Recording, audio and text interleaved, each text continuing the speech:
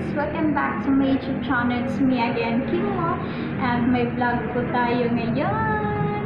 So for today's video guys, na ako'y gustong i-share ninyo about my life update as of this moment. So before that, dugay-dugay na dyan ko nga wala na akong maka-upload sa ako ang YouTube channel. It's because nagtrabaho na ko karon. And then, ang ako ang day off is every Saturday at Sunday.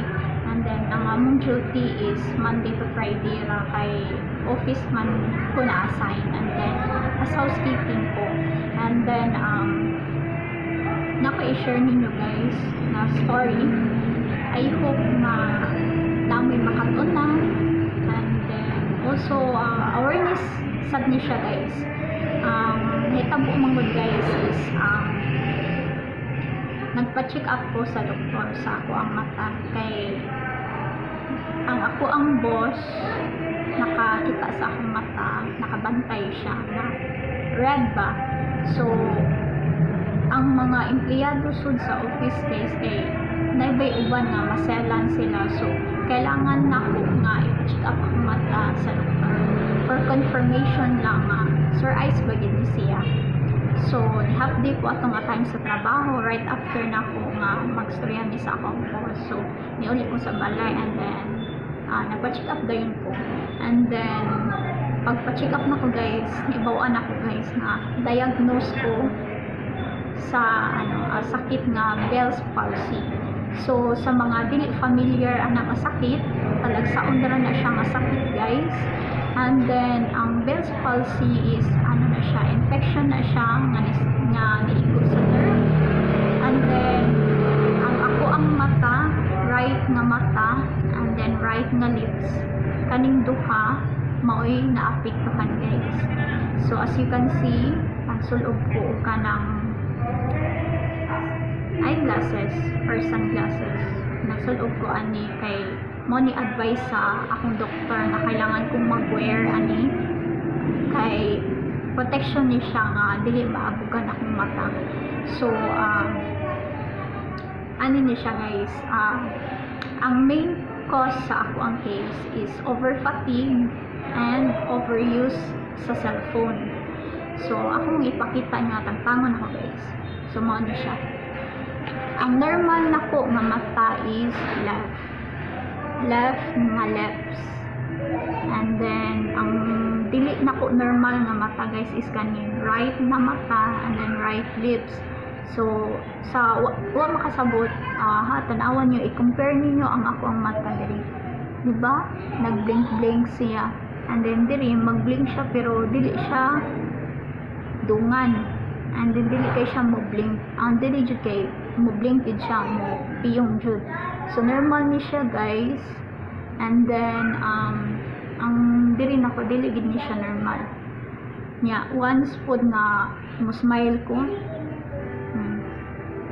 Mao ra ni akong kaya nga smile sa pagkakaroon guys. Kani. So kani siya diri nga side normal. Ang diri dili ni siya normal. So kani sila mao ni ang naapektuhan. Kani sila. So na ako'y mga giinom nga tambal guys. Tulo ni katambal sud sa usa ka adlaw. So good for 1 month under observation pa. So after 1 month sa pag-inom nako sa tambal, follow-up check up ko sa doktor ko. Need ba ko nga mo continue sa tambal or dili na? Kay kasagaran man gud ani nga sakit guys sa ako ang naibaw-an sa giingon sa doktor 1 month to 6 months gid siya.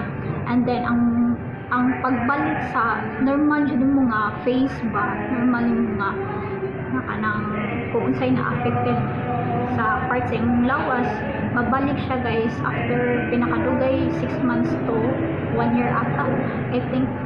Tapos sa ako ang case mura a month siguro na maulian siya balik.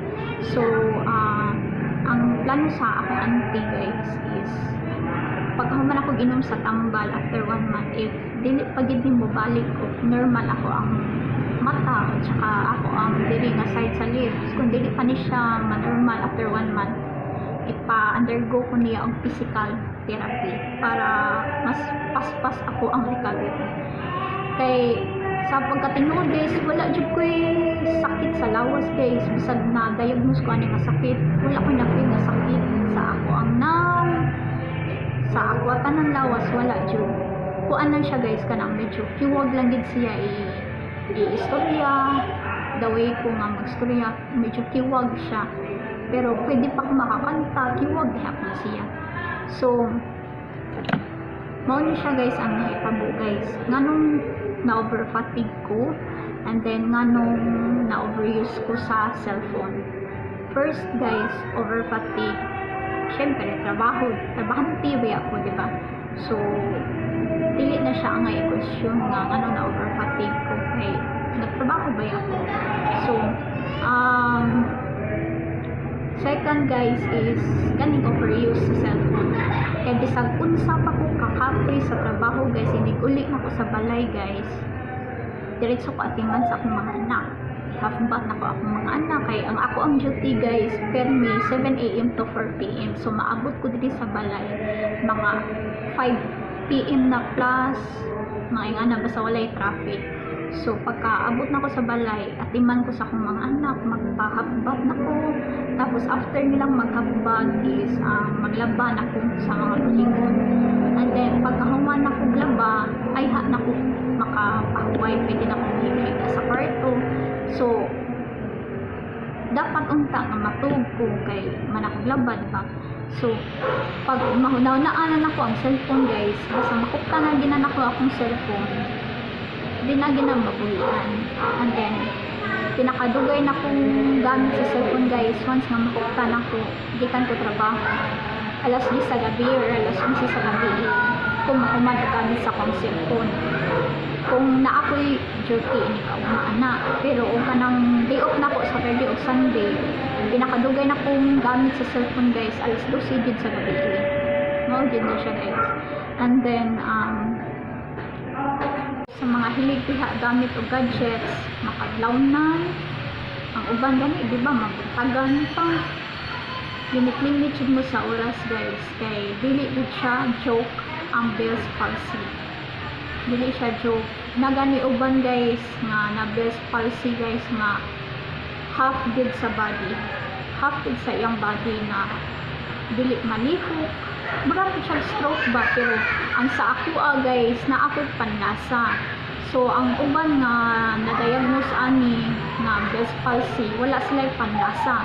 Basta wala sila panlasa guys, consider na stroke na siya. Pero bilpaha ako kay naamang ko panlasa. Nakot panlasa guys. And then may gani guys, wala ni abot sa point nga kanang hiwi mo jud akong bakba. Kaya nay uban guys nga nahiwi jud ang bakba. Ana jud ang point sa Bell's palsy guys. And then curable siya guys. Curable na siya. Then dili pud siya makatakot. Kung ang naapektuhan is imuhang mata, kailangan jud ka nga magsuot og eyeglasses or sunglasses para maprotektahan imuhang mata sa mga abog-abog. Mara na siya guys. And then na ako'y gustong ihatag nga tips sa katong mga naka-experience na ani nga sakit or wala pa naka-experience, wala ano ba, naamoy idea sa naamoy idea. So ang akong ginabuhat diri sa balay guys kay facial massage.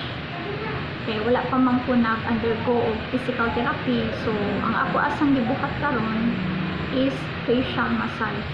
So akong ipakita niyo guys kung saan siya guys, para naasag may idea bang saan siya. So ang first nga buhaton guys is i-massage nimo ang forehead mo. Ani ra siya guys. Nana ra siya. I-massage na nimo 3 minutes. Massage. Ana 3 minutes. After ana imuhang ilong.